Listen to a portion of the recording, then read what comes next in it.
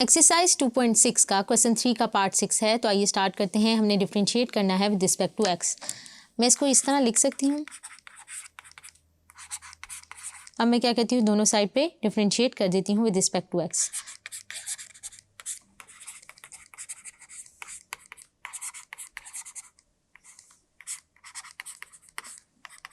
Sign hyperbolic का derivative क्या हो जाएगा, कॉस हाइपरबोलिक y। फिर फर्दर y का डेरिवेटिव लेंगे तो क्या आएगा, dy ओवर dx। और x/2 पे अब हमारे पास क्वोशिएंट रूल अप्लाई नहीं होगा, क्योंकि हमारे पास न्यूमरेटर में सिर्फ फंक्शन आ रहा है और डिनोमिनेटर कांस्टेंट है। तो ये इसका डेरिवेटिव क्या आ जाएगा, 1/2। x का डेरिवेटिव क्या होगा, 1। इसको हम मज़ीद सिंप्लीफाई कर लेते हैं। तो ये क्या आ जाएगा, 1/2।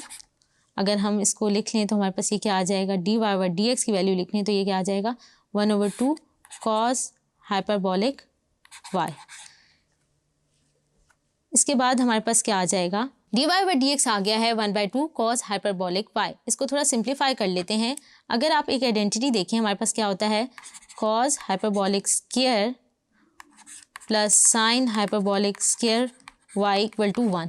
जैसे कि हमारे पास sine square x plus cos square x equal to 1 होता है। तो अब यहाँ से ये आइडेंटिटी यूज़ कर लेते हैं। तो इसको मैं लिख सकती हूँ 1/2।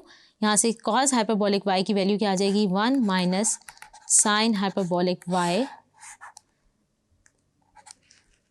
और यहाँ पर अगर मैं साइन हाइपरबोलिक y की वैल्यू पुट कर दूँ तो वो क्या आ जाएगी, 1 माइनस यहाँ पे क्या है, साइन हाइपर, इसको हम लिख लेते हैं sine hyperbolic y is equal to क्या था हमारे पास, x/2।